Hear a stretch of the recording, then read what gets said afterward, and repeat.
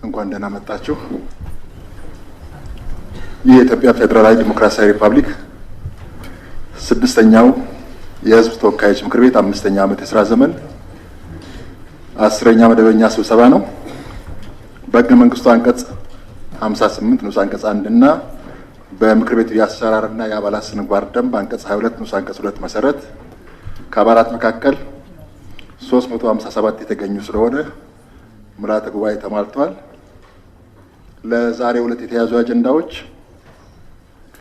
አንደኛ የምክር ቤቱ 5ኛ ዓመት የሥራ ዘመን 9ኛ መደበኛ ስብሰባ ቃለ ጉባኤ መርምሮ ማጽደቅ፣ ሁለተኛ የኢትዮጵያ ፌዴራላዊ ዲሞክራሲያዊ ሪፐብሊክ ጠቅላይ ሚኒስትር ክቡር ዶክተር አብይ አህመድ የፌዴራል መንግስት የ2018 በጀት ዓመት የ6 ወራት የስራ አፈጻጸም ሪፖርት ላይ ከምክር ቤት አባላት ለሚቀርቡላቸው ጥያቄዎች የሚሰጡትን ምላሽና ማብራሪያ ማዳመጥ ናቸው።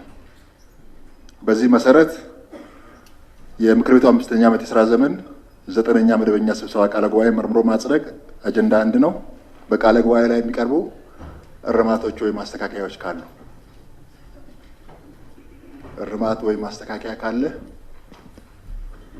እሺ። ቃለ ጉባኤ ላይ የሚነሳ እርማትና ማስተካከያ ከሌለ የ9ኛ መደበኛ ስብሰባ ቃለ ጉባኤ መጽደቁን የምንደግፍ አመሰግናለሁ። ተቃውሞ፣ ድምጽ ታቅቦ የለም። ስለዚህ የምክር ቤቱ 9ኛ መደበኛ ስብሰባ ቃለ ጉባኤ በሙሉ ድምጽ ጸድቋል። አጀንዳ 2 የኢትዮጵያ ፌዴራላዊ ዲሞክራሲያዊ ሪፐብሊክ ጠቅላይ ሚኒስትር ክቡር ዶክተር አብይ አህመድ የፌዴራል መንግስት የ2018 በጀት ዓመት የ6 ወራት ስራ አፈጻጸም ሪፖርት ላይ ከምክር ቤት አባላት ለሚቀርቡላቸው ጥያቄዎች የሚሰጡትን ምላሽና ማብራሪያ ማዳመጥ ነው። ክቡር ጠቅላይ ሚኒስትር ዶክተር አብይ አህመድ ከምክር ቤት አባላት ለሚቀርቡ ጥያቄዎች ምላሽና ማብራሪያ ለመስጠት በመካከላችን ስለተገኙ በራሴና በምክር ቤቱ ስም አመሰግናለሁ። በዚህ መሰረት ጥያቄ ለሚያቀርቡ የምክር ቤት አባላት እድል ሰጣለሁ። አንደኛ የተከበሩ አለሚቱ አበበ።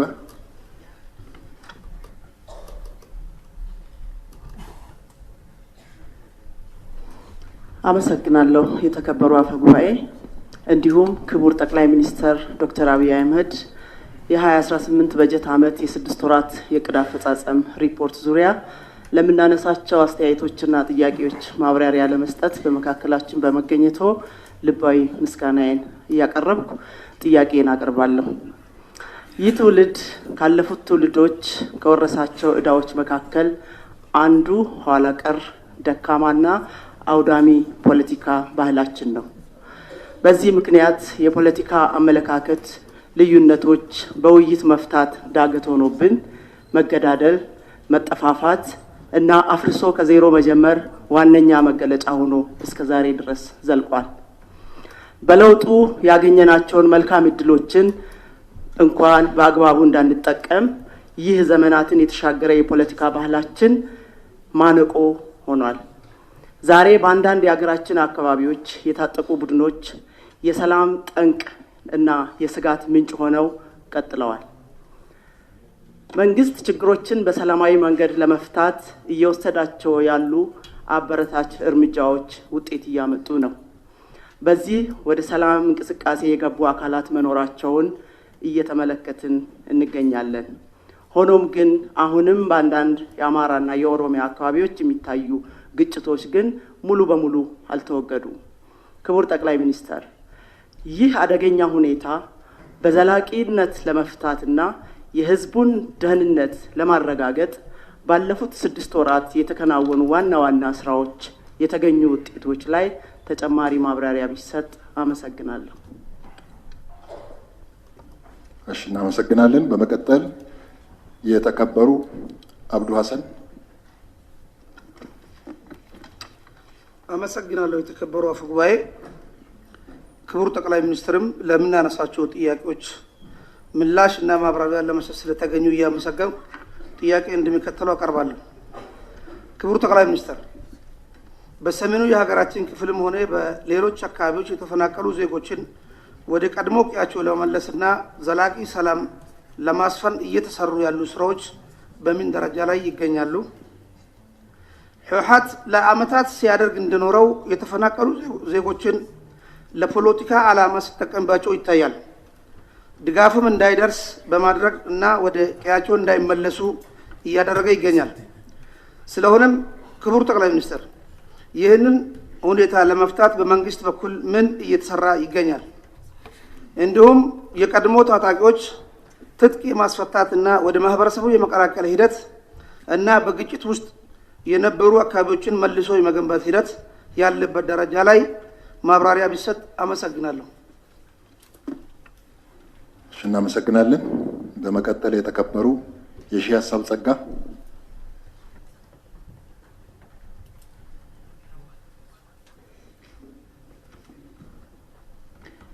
አመሰግናለሁ። የተከበሩ አፈ ጉባኤ፣ በመንግስት የ6 ወራት እቅድ አፈጻጸም ሪፖርት ላይ ለምናቀርበው ጥያቄ መልስ እና ማብራሪያ ለመስጠት ክቡር ጠቅላይ ሚኒስትር ዶክተር አብይ በመካከላችን ስለተገኙ አመሰግናለሁ። ጥያቄ 7ኛውን ሀገራዊ ምርጫ ይመለከታል። ሀገራችን ኢትዮጵያ 7ኛውን አጠቃላይ ሀገራዊ ምርጫ ለማካሄድ በዝግጅት ላይ ትገኛለች። የምርጫው መካሄድ በኢትዮጵያ ሰላማዊ የፖለቲካ ግንባታ ሂደትና በዘላቂ ሰላም ግንባታ ላይ ጉልህ አስተዋጽኦ እንዳለው ይታወቃል። ሆኖም ግን ዛሬም በተለያዩ የሀገራችን ክፍሎች ሰላማዊና ህጋዊ መንገድን መንቀሳቀስን የማይፈልጉ ጽንፈኛ የፖለቲካ ኃይሎች ለሌሎች ኃይሎች በመላላክ የሀገራችን የለውጥ ግስጋሴ ለማስቆም በእናት ሀገራቸው ላይ መቆመራቸውን አላቆሙም። ለኢትዮጵያ ጠላቶች ጉዳይ አስፈጻሚ በመሆን በምርጫው ሂደት ላይ ጥላሸት ለመቀባት ከወዲሁ በግርግር ትርፍ ለማግኘት ምርጫው እንዳይካሄድ ቅስቀሳ እያደረጉም ይገኛሉ። የኢትዮጵያ ህዝብ የሚፈልገው ሰላማዊ ህይወት ነው። የኢትዮጵያ ህዝብ የሚፈልገው ልማትን ነው። ከጦርነት ከግጭት ጥፋት እንጂ ትርፍ እንደሌለው ህዝባችን የተገነዘበበት የተረዳበት ወቅት ላይ እንገኛለን። ግጭት፣ ጦርነት፣ ሞት አሁን ባለው ሁኔታ ሰልችቶታል። የሚጠቅመውንም ለይቷል፣ ተገንዝቧል ህዝባችን።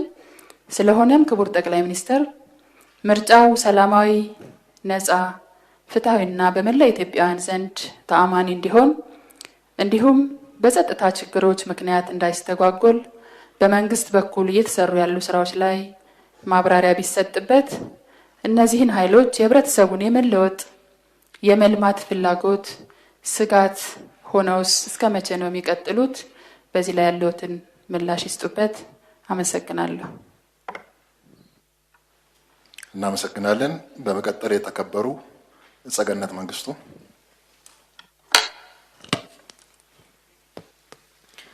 አመሰግናለሁ። የተከበሩ አፈ ጉባኤ፣ እንዲሁም ክቡር ጠቅላይ ሚኒስትር፣ የተከበረው የህዝብ ተወካዮች ምክር ቤት ለሚያነሳው ጥያቄዎች ምላሽና ማብራሪያ ለመስጠት በመካከላችን ስለተገኙ አመሰግናለሁ። ክቡር ጠቅላይ ሚኒስትር፣ በሀገራችን ለዘመናት ስር ሰዶ የቆየው የመጠፋፋት ፖለቲካን ለመቀየር እየሰሩት ያለው ስራ በሂደት ፍሬ እያፈራ እንደሚሄድ ጥርጥር የለውም። ለዚህም ሀገር የማዳን ስራ እየሰሩት ያለው ስራ ትውልድ ያመሰግኖታል። እኔም እንደ አንድ የህዝብ ተወካይ ላመሰግኖት እወዳለሁ። በተመሳሳይ በሀገራችን ዘላቂ ሰላም እንዲረጋገጥ እርሶና መንግስቶ ያሳዩት ቁርጠኝነት እጅግ የሚደነቅ ነው። ለዚህም በተግባር የተለያዩ አብነቶች ማንሳት ይቻላል። በሀገራችን ለነበረው የህልውና ዘመቻ ወቅትም አንዱ ማሳያ ስለሆነ ላመሰግኖት እወዳለሁ። ለዚህም ትውልድ ያመሰግኖታል። ከዚህ ጋር በተገናኘ ያለውን ጥያቄ እንደሚከተለው በንባብ አቀርባለሁ። በትግራይ ክልል ዘላቂ ሰላምን ለማስፈን የፕሪቶሪያው ስምምነት ትልቅ ተስፋን የጫረ ቢሆንም በአሁኑ ወቅት የህወሓት ክፋይ በሆነው የአዛውንቶች ቡድን ምክንያት በክልል ውስጥ ስርዓት አልበኝነት እንዲነግስና የግጭት ድባብ ተመልሶ እንዲያንዣብብ እየሆነ ይገኛል። ይህ ቡድን በተለያዩ ህገወጥ ስራዎች ተሰማርቶ የዘላቂ ሰላም ግንባታችን እንቅፋት ሆኖ ቀጥሏል። ወገናችን የሆነው የትግራይ ህዝብም ለዚህ ቡድን እኩይ ተግባር መያዣ ሆኖ ዛሬም ለውስብስብ ችግሮች ተጋልጦ እየተንገላታ ይገኛል። ክቡር ጠቅላይ ሚኒስትር፣ የትግራይ ክልል አሁናዊ የሰላም ሁኔታ በምን ደረጃ ላይ ይገኛል? ክልሉ በሀገራዊ ምክክር ሂደት ውስጥ ንቁ ተሳታፊ ከማድረግና 7ኛው ሀገራዊ ምርጫ ከማካሄድ አኳያ ከጊዜያዊ አስተዳደሩ ጋር በቅንጅት እየተሰሩ ያሉ ስራዎች ላይ ማብራሪያ ቢሰጡን። በዚህ ረገድ ከሰላም ወዳዱ የትግራይ ህዝብስ ምን ይጠበቃል? አመሰግናለሁ። እሺ፣ እናመሰግናለን። በመቀጠል የተከበሩ ጥሩ አይነት ተመስገን።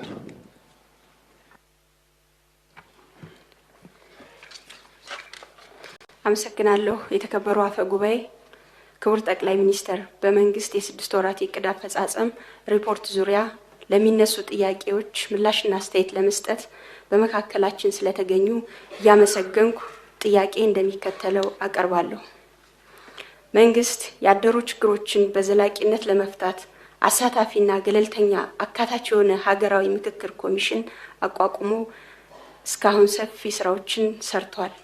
አሁን ላይ የምክክር ሂደቱም ወደ ወሳኝ ምዕራፍ ተሸጋግሯል። ክቡር ጠቅላይ ሚኒስትር፣ እንደ ሀገር ይህ እድል እንዳያመልጠን ጠንካራ ሀገራዊ መግባባት ፈጥረን የኢትዮጵያን መጻኢ እድል ብሩህ እንድናደርግ ከመላው ኢትዮጵያውያንና ባለድርሻ አካላት ምን ይጠበቃል? አመሰግናለሁ። እናመሰግናለን። በመቀጠል የተከበሩ ዶክተር አበባው ደሳለው። አመሰግናለሁ። የተከበሩ አፈ ጉባኤ፣ አመሰግናለሁ። ክቡር ጠቅላይ ሚኒስትር፣ ጥያቄን እንደሚከተለው አቀርባለሁ። በኢትዮጵያ በ2018 ዓ.ም የኢኮኖሚ እድገት አፈጻጸሙ የላቀ እንደሆነና 10.2 በመቶ እድገት እንደሚጠበቅ በተላከልን ሪፖርት ተገልጿል። በርካታ አፈጻጸሞችም እዛ ውስጥ ተጠቅሰዋል። በሌላ በኩል የኢኮኖሚና ልማት ጥናት ምሁራን የኢትዮጵያ ኢኮኖሚ ከፍተኛ ፈተናዎች የተደቀነበት እንደሆነ ያብራራሉ። እንደ ማሳያም በአገሪቷ ያለው በጣም ከፍተኛ የዋጋ ንረት፣ በጣም ከፍተኛ የውጭ ዕዳ፣ ስር የሰደደ የውጭ ምንዛሬ እጥረት፣ በጣም ከፍተኛ የወጣቶች ስራ አጥነትና በእጅጉ ዝናብ ላይ ጥገኛ የሆነ ግብርና ይጠቀሳሉ። ከነዚህ የኢኮኖሚ ፈተናዎች የወጣት ስራ አጥነት ችግር ገዝፎ ይታያል። እንደሚታየው ከ30 ዓመት በታች ከሆኑትና የሀገራችንን ሕዝብ 70% ከሚሸፍኑት ወጣቶች ውስጥ 27% የሚሆኑት ስራ አጦች እንደሆኑ ጥናቶች ያመለክታሉ። ይህንን የወጣቶች ስራ አጥነት ቁጥር ለመቀነስ የተለያዩ የመፍትሄ ሀሳቦች ይሰነዘራሉ። ከነዚህ ውስጥም የመጀመሪያው በአንድ ወቅት ተነቃቅቶ የነበረው በአሁኑ ሰዓት በእጅጉ የተዳከመው ለወጣቶች ጥቃቅንና አነስተኛ ብድር ያለ ማስያዣ ወይም ኖን ኮላተራይዝድ ማይክሮ ሎን ነው። ሁለተኛ በርካታ የሰው ኃይል ሊያሰማሩ የሚችሉ ትላልቅ የመንግስት ፋብሪካዎች ናቸው። ይህም አዳዲስ የመንግስት ፋብሪካዎች የሉም፣ ያሉትም የመዳከምና ስራ የማቆም ነገር ይታያል። ሌላው የመሰረተ ልማት ግንባታዎች ማለትም መንገዶች ነው። አዳዲስ መንገዶች እንደሌሉ ይታወቃል። የነበሩት መንገዶችን በርካቶቹ ተቋርጠዋል። የባቡር መስመሮች ምንም አዲስ የባቡር መስመር ዝርጋታ የለም። የቤቶች ግንባታዎች ከፍተኛ ገቢ ላላቸው ብቻ ያተኮረ የቤቶች ግንባታዎች አብዛኛውን የመንግስት ሰራተኛና አነስተኛ የኑሮ ደረጃ የማይወክል የቤት ግንባታ ነው ያለው። የመስኖ ግድቦች ከዚህ በፊት የተጀመሩ የመስኖ ግድቦች በርካታዎቹ ተቋርጠዋል። በተለያየ የቴክኒክ ችግር ምክንያት ምንም አዳዲስ የመስኖ ግድቦችን ደግሞ አናይም። የኤሌክትሪክና የቴሌኮሙኒኬሽን ማስፋፊያዎችን ችግር አለባቸው። እነዚህ ችግሮች የወጣት ስራ አጥ ቁጥርን ለመቀነስ እንቅፋት እንደሆነ ይገለጻል። ይህንን ግዙፍ የወጣቶች ስራ አጥነት ችግር ለመፍታት ለመሆኑ መንግስት ምን እየሰራ ነው? ከላይ ለጠቀስኩት የኢኮኖሚ ችግር አባባሽ ምክንያቶች ውስጥ በዋነኝነት የሚጠቀሰው በሀገሪቱ ውስጥ ያለው የሰላም እጦት ነው። ይህ የሰላም እጦት በዋነኝነት ግጭት ባለባቸው በአማራ፣ በኦሮሚያ፣ ትግራይ እና ጋምቤላ ይስተዋላል። ነገር ግን ግጭት በሌለባቸውም የዲሞክራሲ መብታቸውን ለማስጠበቅ በሚሞክሩ የመዋቅርና የማንነት ይከበርልን ጥያቄ ባነሱ ግለሰቦችም ከፍተኛ የሰብአዊ መብት ጥሰት እንዳለ ለምሳሌ በደቡብ ክልል አባላት ይጠቅሳሉ በተደጋጋሚ ጊዜ።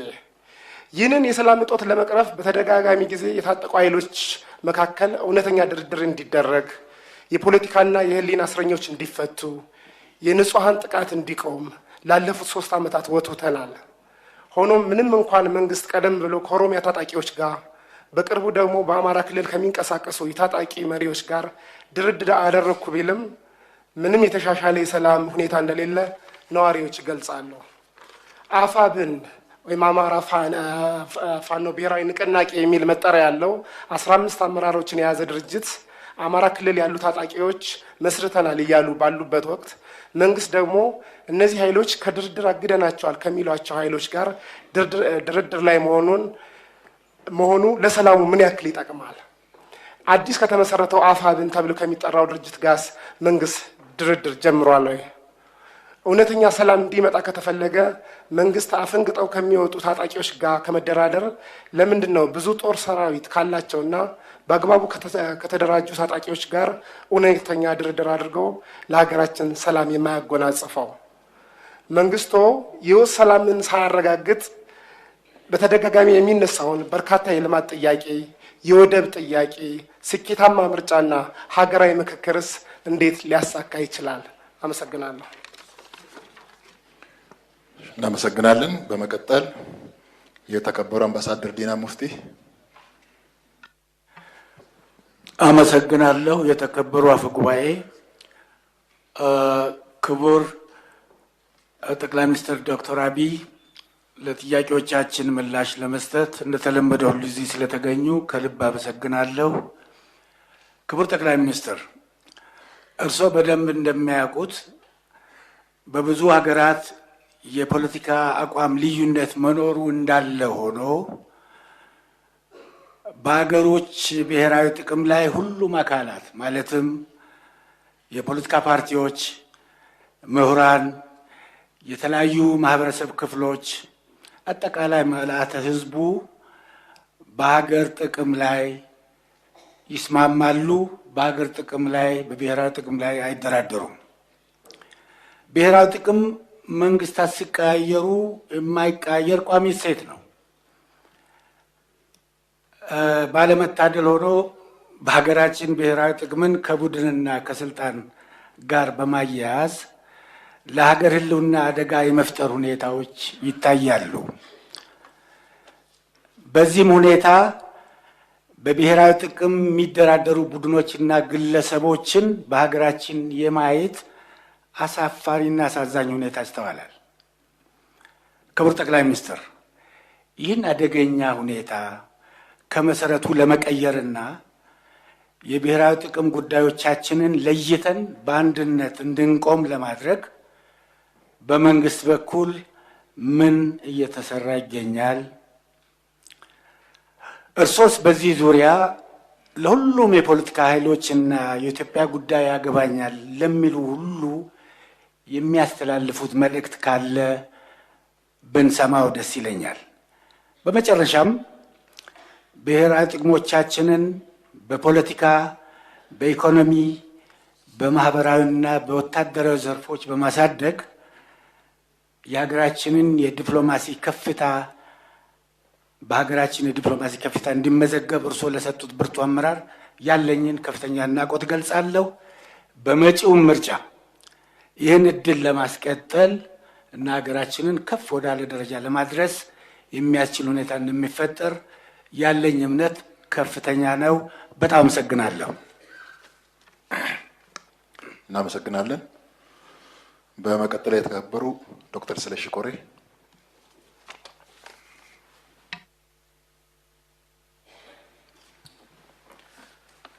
አመሰግናለሁ። የተከበሩ አፈ ጉባኤ፣ አመሰግናለሁ።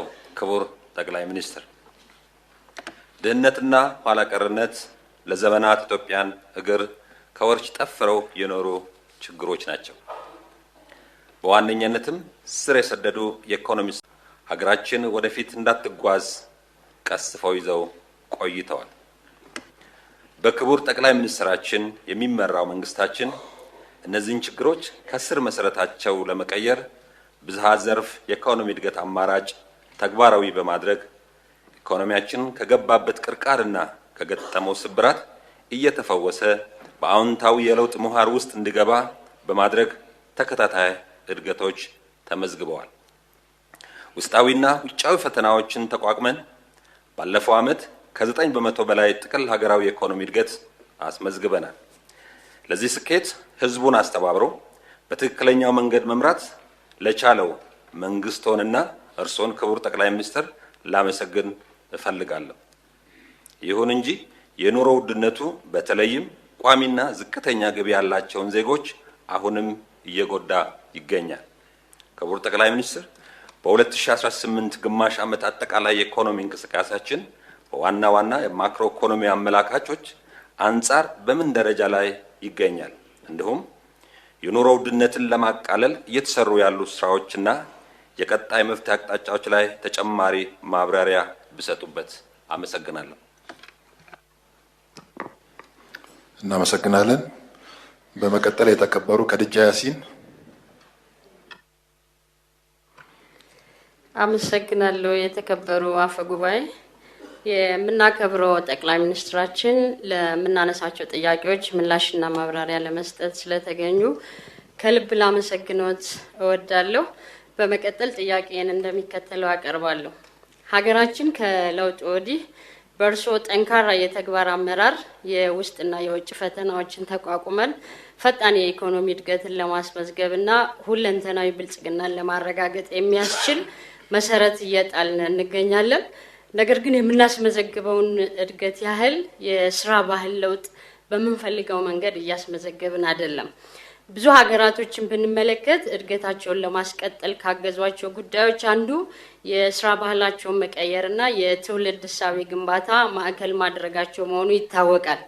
ክቡር ጠቅላይ ሚኒስትር፣ የስራ አጥነትን ችግር በዘላቂነት ለመቀነስና መፍትሄ ለመስጠት እንዲሁም የምርታማነት ችግርን ለመፍታትና አጠቃላይ የስራ ባህልን ለማሻሻል ምን መሰረታዊና ስር ነቀል መፍትሄ እየተወሰደ ነው? ይህንስ ተግባራዊ ለማድረግ የተከናወኑ ዋና ዋና ስራዎችና የተገኙ ውጤቶች ላይ ማብራሪያ ቢሰጡን ማለት ፈልጋለሁ። አመሰግናለሁ።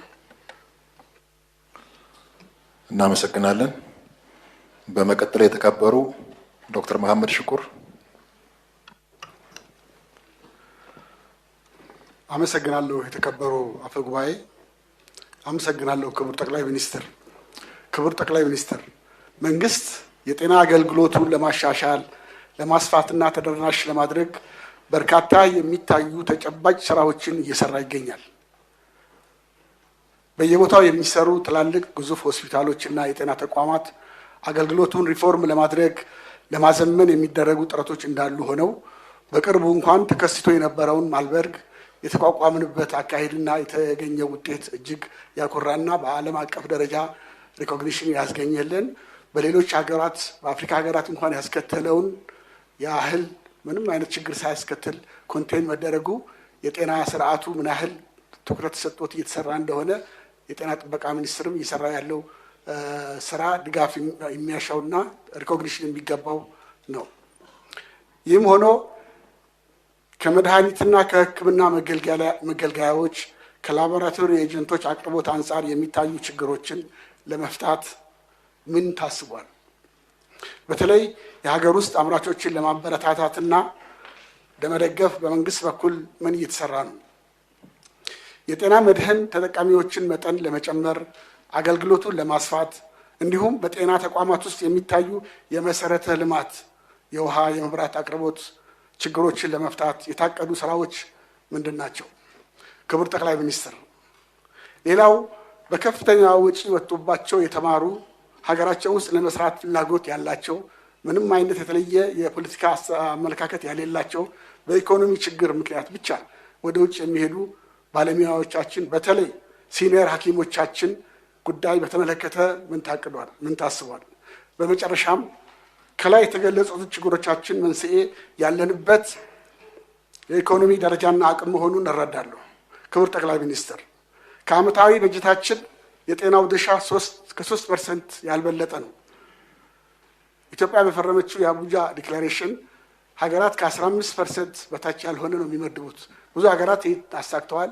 ጎረቤቶቻችንም ይህን ያህል ባይደርሱም ከኛ በተሻለ እየመደቡ ነው ያሉትና የኛ የጤና በጀት ካለው የሕክምና መገልገያዎችና የመድኃኒቶች ዋጋ መጨመር፣ ከአዳዲስ በሽታዎች መከሰት፣ ከሕክምና ወጪ ጋር ተያይዞ ያሰብነውን ለማሳካት ያነሰ ይመስለኛልና ይህንን ለማሻሻል የታቀደ ነገር ይኖር ይሆን?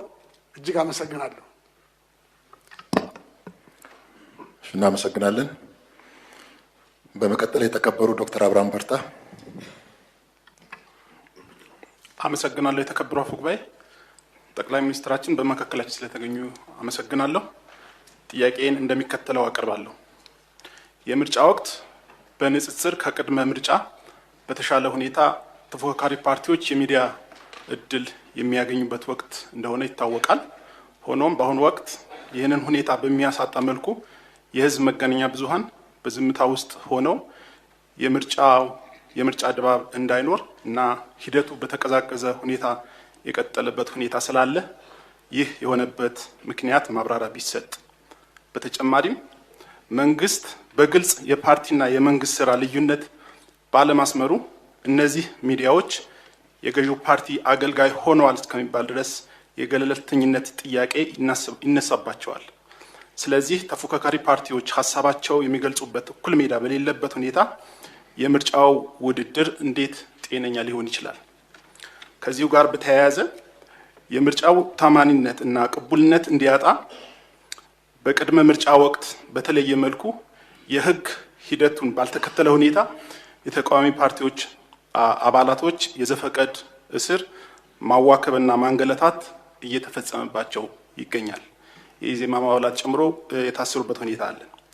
ይህ የመወዳደሪያ ሜዳና ምህዳሩ በከፍተኛ ሁኔታ ያጠባል። በመሆኑም መንግስት ቁርጠኛ ነኝ የሚልበትን ነፃና ፍትሃዊ ምርጫ ማድረግ ጥያቄ ውስጥ አያግባም ወይ? መንግስት በዚህ ምርጫ ዲሞክራሲያዊ ስርዓት ከመገንባት አንጻር ለተፎካካሪ ፓርቲዎች እኩል ሜዳ ከማዘጋጀት አንጻር ምን እያደረገ ነው? ሌላው ገዢው ፓርቲ እንደ ሌሎች ፓርቲዎች ሁሉ የራሱን ሀብት አፍርቶ ለምርጫው መዘጋጀት ሲገባው በቅድመ ምርጫ ወቅት ሆነ አሁን የመንግስት ስራ ሰዓት፣ የመንግስት መዋቅር፣ የመንግስት ሀብቶች ለፓርቲ ስራ እየተጠቀመ በመሆኑ የፓርቲው ስራ ከመንግስት ስራ አለመለየቱና መደበላለቁ ያሳያል።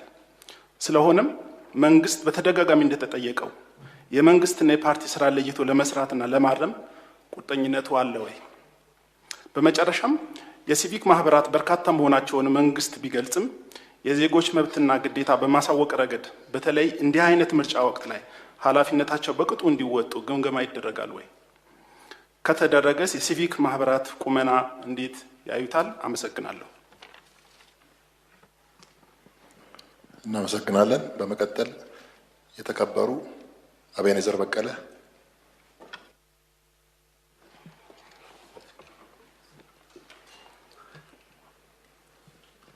አመሰግናለሁ ክቡር አፈ ጉባኤ። አመሰግናለሁ ክቡር ጠቅላይ ሚኒስትር። በ2018 የመጀመሪያው ግማሽ ዓመት የመንግስት ስራዎችን አፈጻጸም ላይ ለሚነሱ ጥያቄዎች ምላሽና ማብራሪያ ለመስጠት በመካከላችን ስለተገኙ በድጋሚ አመሰግናለሁ። በመጀመሪያው ግማሽ ዓመት የፌዴራል መንግስት በዋና ዋና የትኩረት መስኮች ሁሉ በብዙ ተግዳሮቶች ውስጥም ተኩኖ የኢትዮጵያን ከፍታ እውን ማድረግና ብልጽግናን ማረጋገጥ የሚያስችሉ ኢኮኖሚያዊና ማህበራዊ ጉዳዮችን ካለፉት ተመሳሳይ ወቅቶች ጋር ሲነጻጸር በእጅጉ እምርታና ለውጥ የታየበት እንደሆነ ከሪፖርቱ ማየት ችያለሁ። ክቡር ጠቅላይ ሚኒስትር፣ የታሪክ መዝገብ ውሸት አያውቅም። በተቃርኖ ሀሳብ ብቻ መጀገን አይቻልም። በምክንያት ላይ የተመሰረተ ተቃርኖ ወይም ነቀፌታ መልካም ነው፣ እንዲሁም አስተማሪ ነው። ያለንበት አውድ ከውስጥም ከውጭም የትላንትናውን የድህነት ካባ ዳግም ማልበስ የሚሹ ለውጡ ያስቆጣቸው አካላት ሌት ተቀን የሚታትሩበት ወቅት ነው። ይህ ጊዜን ከባድ የሚያደርገው ያለፈውን ዕዳ እየከፈሉ የነገውን ተስፋ መገንባት ነው። የቆየ የማክሮ ኢኮኖሚ ስብራትን ለመጠገን የሚወሰዱ እርምጃዎች ዛሬ ቢከብዱም ነገ ግን የሚበላ እንጀራና የሚከበር ሉዓላዊነት ይዘው ይመጣሉ። የስኬት መንገድ በባህሪው ቀላል አይደለም። ቃልን ወደ ተግባር መቀየርም እንዲሁ። ሀገሬ ሁሉም ናት። እድገትና ለውጥ ደግሞ በቆራጦችና በጨከኑ የቁርጥ ቀን ልጆች የሚመጣ እንጂ በምኞትና ስንፍናም አይሆንም። በአፍ እየተደናነቅን በልብ እየተነጣጠቅንም አናድግም። የመጣነው መንገድ በብዙ ፈተናና ሴራ የታጨቀ ነው። አባቶቻችን የሕዝብን ነፃነትና ክብር ከራሳቸው ሕይወት አብልጠው የገነቡትን ድንቅ አገር እኛም በመደማመጥና በመተጋገዝ ህልማቸውን እውን ማድረግ በሚቻል መልኩ ባለፉት 7 ዓመታት በእርሶ መሪነት የተሰሩ ስራዎችን በማጽናት ሀገራችንን በዓለም መድረክ ከፍ የሚያደርጉ ሜጋ ፕሮጀክቶች በአዲስ አበባና በሌሎች ከተሞች እየተከናወኑ ያሉ የኮሪደር ልማት እነዛን ሰው የማይጠጋቸው የወንዝ ዳርቻዎች ዛሬ ውብና ማራኪ የሆኑ ልማቶች የኑሮ ዘይቤ ለውጦች ማንም ልክዳውና ሊያንኳስሰው አቅም እንዲያጣ አድርገዋል። ይህ ለውጥ የተስፋ ብርሃን ሲሆን ማየትና መስማት ለሚፈልጉ ደግሞ ስራው ራሱ ሕያው ምስክር ሆኖ ቆሟል። ሀገራችን ኢትዮጵያ ግን የትልቅ ታሪክ አርማ አፍሪካዊ ተምሳሌት ሀገር መሆኗ የማይቀር መሆኑን በሚያመላክት ትክክለኛ መንገድ ላይ እንድትሆን ለሰሩት ድንቅ ስራና አመራር ነገ በሀገራችን የመንግስታት ታሪክ የሚወሱ አኩሪ ታሪክ በጉልህ አስቀምጠዋልና ለእርሶና ለመንግስቱ ያለኝን አክብሮትና አድናቆት ለመግለጽ እወዳለሁ። ክቡር ጠቅላይ ሚኒስተር፣ ይህ ለውጥ በሁሉም አካባቢ የፈጠረው መነቃቃት ይበል የሚያስብል ቢሆንም አሁንም በከተሞች የሚታየውን የቤት አቅርቦት ችግር ለመፍታት የመሰረተ ልማት ጥያቄዎችን ለመመለስ ከተሞች የኢንዱስትሪ እና የእድገት ማዕከላት እንዲሆኑ ለማስቻል እንዲሁም በአሁኑ ጊዜ ከለውጡ መንግስት ጎን ሆና በራስ አቅም የሚቻለውን ሁሉ ህዝቡ እየጣረ የለውጥ ማሳያ ለመሆን የምትዳክረውን አዲሲቷን የማዕከላዊ ኢትዮጵያ ክልል የአየር ትራንስፖርት የሌላት ብቸኛ ክልል ናትና የሆሳዕና ኤርፖርት ግንባታ ማዕከል ሆና ከዞኖቿ ጋር ያልተሳሰረች በመሆኑ ከየመሆመቾ ሆሳዕና፣ ከጠምባሮ አንሾ ሆሳዕና፣ ከሽንሽቾ ዳነማ ሐዋሳ መንገድ በመንግስት ድጋፍ እንዲሰሩ ተሻለችና እጆ ከሚል ለሚለው ህዝባችን የከበረ ምላሹን እንዲሰጡ በታላቅ አክብሮት እጠይቃለሁ።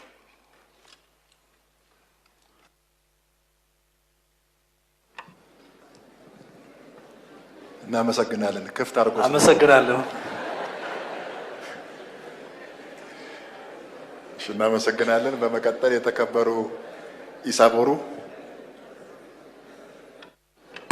አመሰግናለሁ። የተከበሩ አፈ ጉባኤ፣ እንዲሁም ክቡር ጠቅላይ ሚኒስትር ዶክተር አብይ አህመድ ከምክር ቤቱ እንደሚነሱ ጥያቄዎች ምላሽና ማብራሪያ ለመስጠት በመካከላችን ስለተገኙ በኢትዮጵያ ህዝብ ስም ምስጋናዬን እያቀረብኩ የተከበሩ አፈ ጉባኤ፣ ጥያቄን ከማቅረቤ በፊት ለክቡር ጠቅላይ ሚኒስትር ዶክተር አብይ አህመድ ምስጋና እንዲያቀርብ ይፈቀድልኝ። ይኸውም ምንድነው? በቅርቡ የኢፌድሪ አየር ኃይል 9ኛ ዓመት ክብረ በዓል በደማቅ ሁኔታ መከበሩ ይታወቃል። በዓሉ የሀገራችንን ከፍታ ያሳየ፣ የጠላቶቻችንን ቅስም የሰበረ፣ ተቋሙ ከነበረበት ከፍተኛ ውስብስብ ችግሮች በእርሶ በሳል አመራር እዚህ ደረጃ በመድረሱ ታሪክ የማይረሳው ስለሆነ ላቅ ያለ ምስጋናዬን ለማቅረብ እፈልጋለሁ። የተከበረው ምክር ቤትም እንዲያመሰግንልኝ እጠይቃለሁ።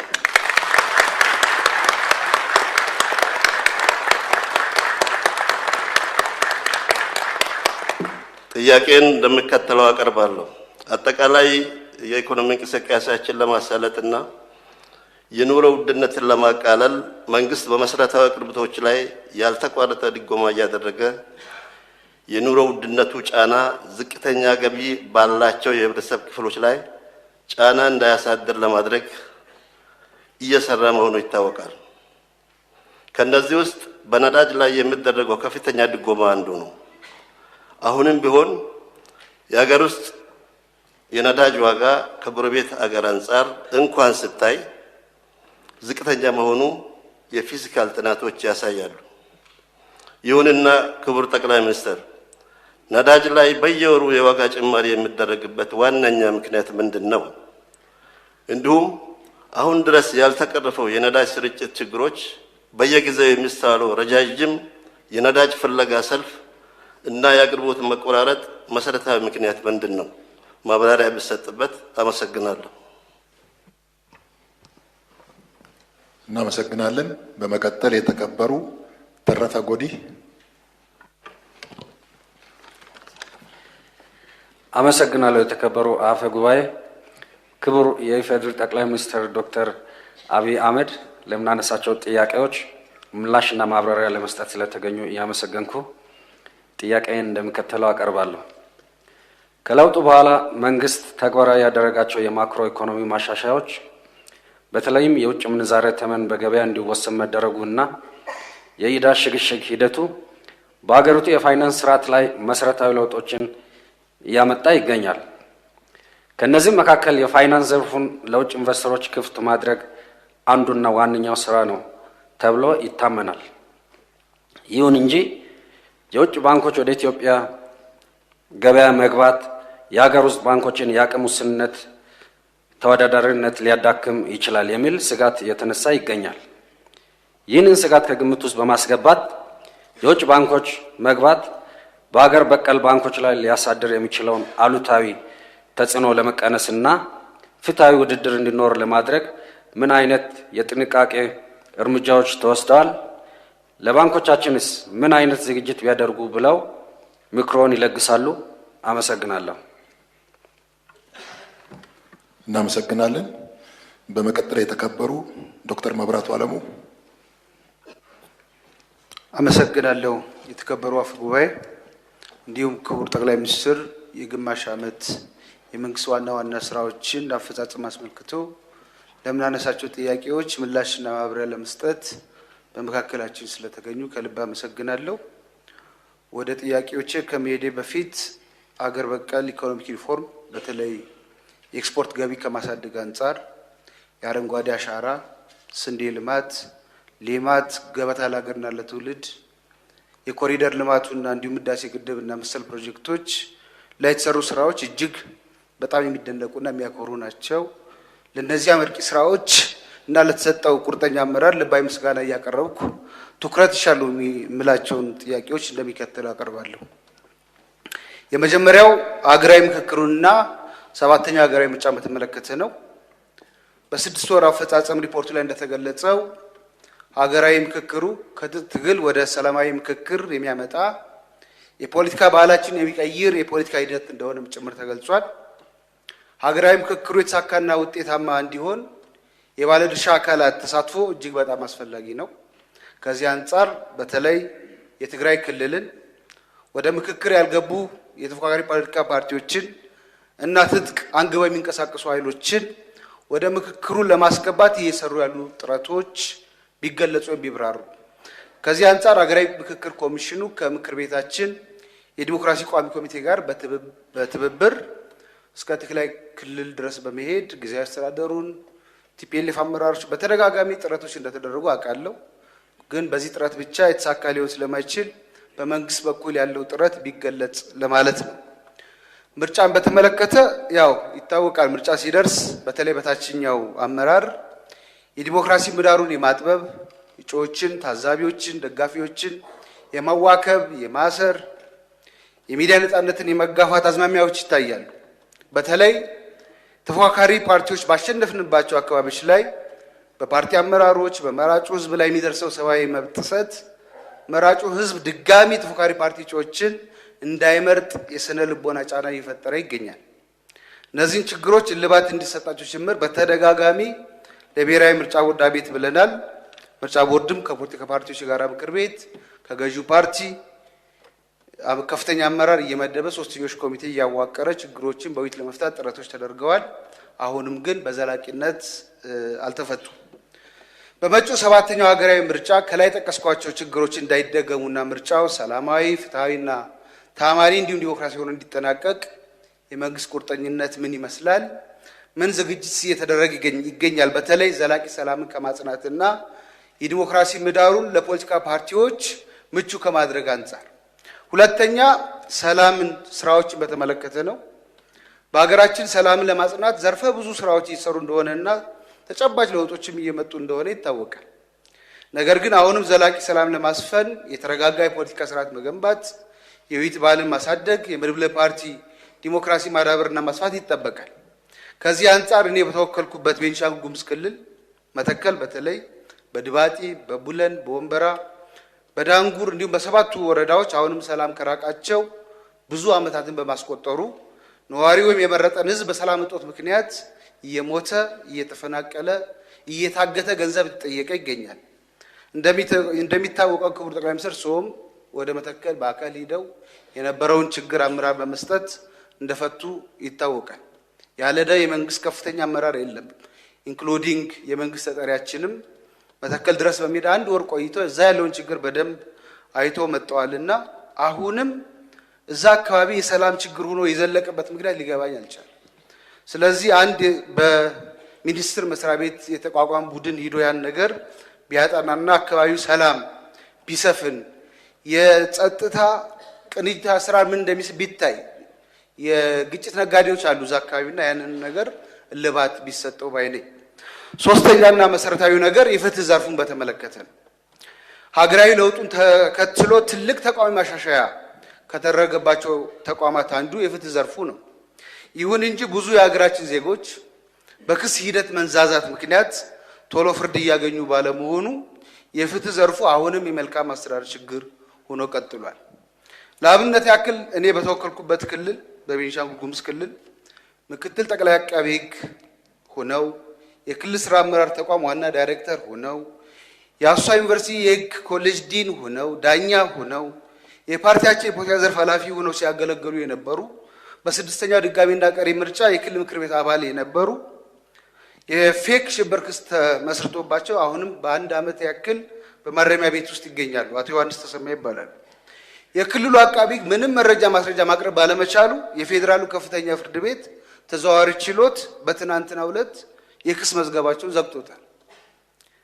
መሰል የፍትህ ችግሮች በክልሉ በጣም በርካታ ናቸው።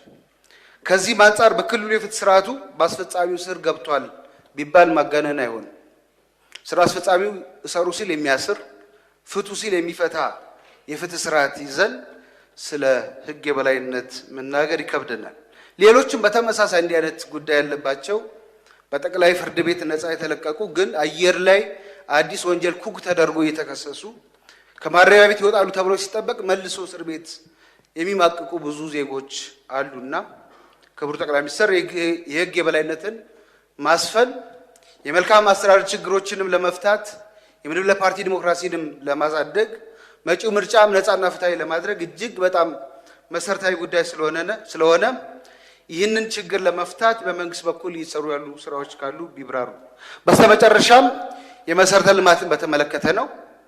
ያው እንደሚታወቀው መሰረተ ልማት አስፈላጊ ነው። በተደጋጋሚ እዚህ ምክር ቤትም አንስተናል። ቤኒሻንጉል ጉሙዝ የመንገድ የመብራትና የንጹህ መጠጥ ውሃ ችግሮች አሉ። እርሱ አሁን አሶሳ ሊሄድ ቢሉ እዛ 1 ቀን የሚያድሩበት ሆቴል ያለ አይመስለኝም። የአሜሪካው ፕሬዝዳንት ያ ትልቁ ግድብ ያ ውሃ የሚያቆመው ልይ ብለው ቢመጡ እዛ ማረፍ የሚችሉበት ትልቅ ሆቴል የለም። ስለዚህ እኛ ቤኒሻንጉሎች ምዕራቦች አንድ ገበታ ለሀገር ወይም ለትውልድ ፕሮጀክት እንፈልጋለን፣ ወይም አንድ ግብርና ማቀነባበሪያ ኢንዱስትሪ ፓርክ እንዲሰራልን እየጠየቁ ሰላም ለኢትዮጵያ እመኛለሁ። አመሰግናለሁ። እናመሰግናለን። በመቀጠል የተከበሩ ገላኔ ቢቂላ። ገለቶማ ከበጀሞ አፈያኢ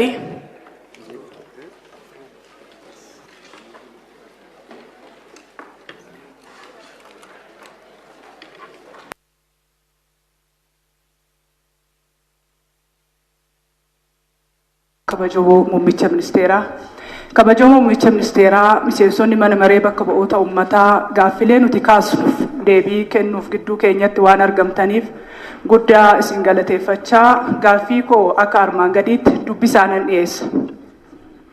Qulqullina barnootaa mirkaneessuuf dhimmoota murteessoo ta'an keessaa sadarkaa manneen barnootaa fooyyessuu fi meeshaalee barnootaa guutuun dhimma dursa argatudha. Fakkeenyaaf kutaa barnootaa sadarkaa isaa eeggate kitaabota barnootaa dhiyeessuu fi meeshaalee laaboraatoorii guutuun eeruun ni danda'ama. Kabajamoo muummicha ministeeraa walumaa galatti rakkoon damee barnootaa keessatti mul'atu bu'uura irraa furuu fi ijaarsa dhalootaa akka milkaa'u hojiileen hojjetamaa jiran irratti osoo ibsi kenname. Dabalataanis naannolee wal dhabdee fi nagaan boora'ee keessatti haalli kenniinsa barnootaa sadarkaa maalirra akka jiru otoo ibsitanii galatoomaa.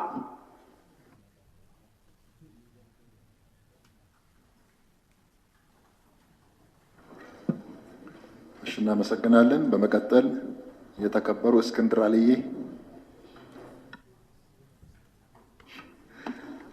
አመሰግናለሁ የተከበሩ አፈ ጉባኤ፣ አመሰግናለሁ ክቡር ጠቅላይ ሚኒስትር። በ2018 የመጀመሪያ ግማሽ ዓመት የመንግስት የስራ አፈጻጸም ላይ ለምናነሳቸው ጥያቄዎች ምላሽ ለመስጠት በመሃላችን ስለተገኙ ክቡር ጠቅላይ ሚኒስቴራችንን በድጋሜ እያመሰገንኩ ጥያቄን እንደሚከተለው በአጭሩ አቀርባለሁ።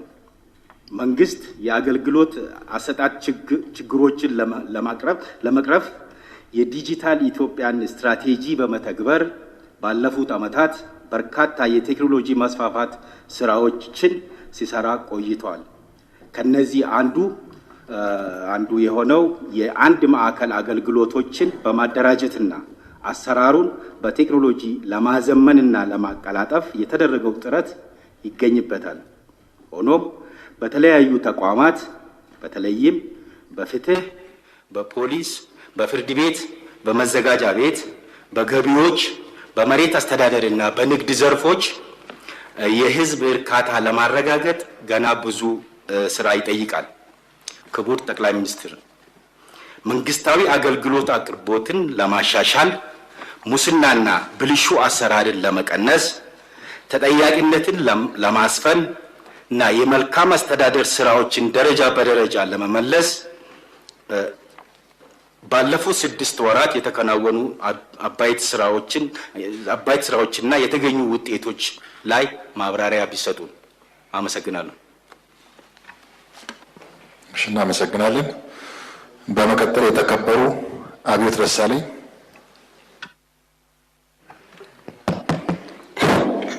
አመሰግናለሁ የተከበሩ አፈ ጉባኤ፣ ክቡር ጠቅላይ ሚኒስትር፣ በመንግስት የ6 ወራት የእቅድ አፈጻጸም ሪፖርት ዙሪያ ለሚነሱ ጥያቄዎች ምላሽና አስተያየት ለመስጠት በመካከላችን ስለተገኙ እያመሰገንኩ ጥያቄን ባጭሩ እንደሚከተለው አቀርባለሁ። ኢትዮጵያ ለጎረቤት ሀገራት ቅድሚያ የመስጠት ዲፕሎማሲን አቅጣጫ በመከተል በጋራ ጥቅም ላይ የተመሰረተ የሁለትዮሽ ስምምነትን በመፈረም በጸጥታ፣ በኢኮኖሚና በማህበራዊ ዘርፎች በንቃት እየሰራች ትገኛለች። በዚሁም የቀጠናዊ ትስስርን ለማጎልበት የምስራቅ አፍሪካ ሀገራትን በኢነርጂ ለማስተሳሰር የተጀመሩ ስራዎችም ተስፋ ሰጪ ናቸው። ክቡር ጠቅላይ ሚኒስትር፣ በአጠቃላይ ከጎረቤት ሀገራት ጋር ያለን አሁናዊ የዲፕሎማሲ ስራችን በምን ደረጃ ላይ ይገኛሉ? ማብራሪያ ቢሰጥበት። አመሰግናለሁ። እሺ፣ እናመሰግናለን። በመቀጠል የተከበሩ ታደሰ ጌጡ።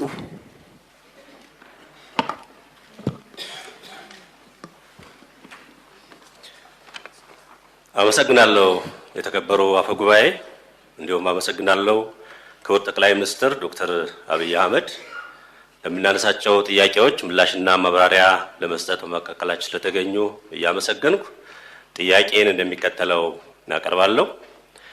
በአፍሪካ ቀንድ ቀጠና የኃይል አሰላለፍ አሁንም ጂኦፖለቲካው የብዙ ኃይሎች የትኩረት ማዕከል መሆኑ ቀጥሏል። ምስጋና ለክቡር ጠቅላይ ሚኒስትራችን ይሁንና ለረጅም ዘመናት ኢፍትሐዊ በሆነ መልኩ ተዳክሞ የቆየው የኢትዮጵያ የባህር በር ጥያቄ ባለፉት 2 ዓመታት የሀገራችንና የሕዝባችን ዋነኛ አጀንዳ ሆኗል።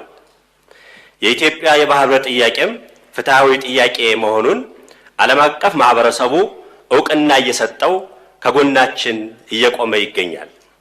በሌላ በኩል ደግሞ የኢትዮጵያን ፍትሐዊ የወደብ ጥያቄ መሰረት አድርጎ አንዳንድ ኢትዮጵያን የሚጎዱ ስምምነቶች እየተፈጸሙ እንደሆነ ይሰማል።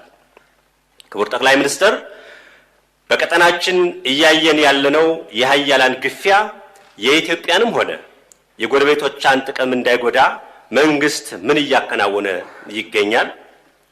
የኢትዮጵያ ፍትሐዊ ጥያቄ ምላሽ እንዲያገኝ የተጀመሩ የዲፕሎማሲ ስራዎች በምን ደረጃ ላይ ይገኛሉ?